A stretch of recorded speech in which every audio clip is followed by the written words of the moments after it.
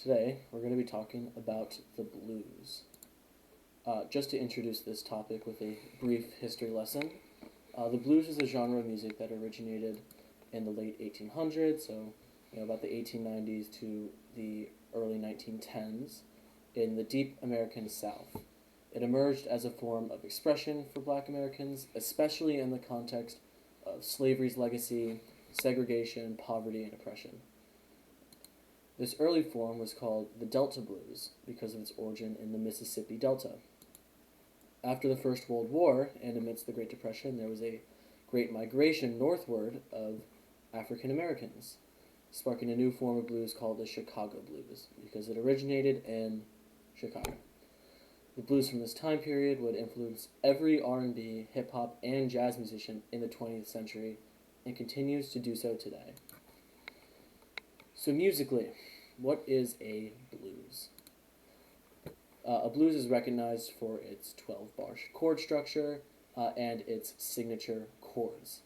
Now to clarify, by signature chords, I do not mean that every blues starts on an E. I mean that every blues has the same intervals. Let me explain. In this case, we're going to be in the key of E major because that's our starting chord. And the bare bones of a blues, the bare bones structure of a blues goes like this. You start off with 4 measures of the 1 chord, in this case E, or E7, and then 2 measures of our 4 chord, so the 4th note in the E major scale, which is A, or A7, if you want, followed by 2 more measures of our 1 chord again. Now here, we get into the section called the turnaround, in which the main chord that signifies it is the 5, or the 5th note in the E major scale, that being B, or B7. So as you can see here, we have the 5, the 4, the 1, and then the 5 again. Just to repeat back to the top, because this is a repeating form, meaning that you can play it over and over again, usually improvising over these chords. And if we go back to what I said about intervals before, these chords can be played in any key as long as they stick to the same intervals. So if you were in this key of, say, A major, you would have A as your 1, D as your 4, and E as your 5. Okay, so now you know what a blues is, but you still want to sound like John Mayer, and you can't do that by playing chords, or just playing chords. And this is where the blues scale comes in. The blues scale is a sound that many of you may be familiar with. This is because it sounds good, and everyone uses it.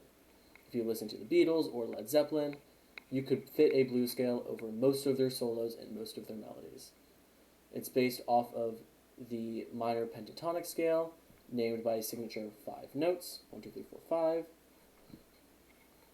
5, and only differed by fitting in a flat 5, which is the spicy note, and some people call it the blues note. So your regular E minor pentatonic scale, E, G, A, B, D, will sound like, and your blues scale will sound like, and that B flat is what makes the most difference. The blues scale is my go-to scale when improvising over a blues. Say that 5 times fast.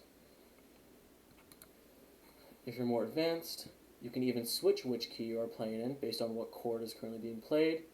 So for example, if we were to take a single chorus of the blues, and the chorus is just one round of the 12 measures, you start off with your E,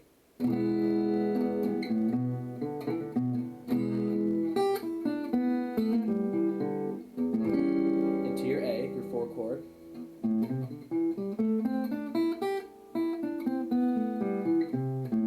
and that was your A minor pentatonic scale, back to the E.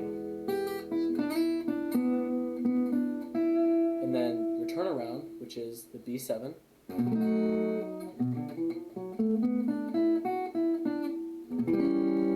Your A7, which is your 4.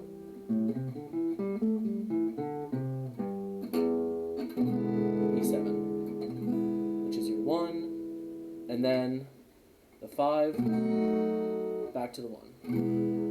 And it's important that you hit that 5 at the end because major 5 to the 1, that is the strongest resolution in music. However, if you're just starting out with improvisation and blues, then your main blues scale, your key signature blues scale, will serve you just great no matter what. You can play the E minor pentatonic blues scale over any chord. Thank you for listening.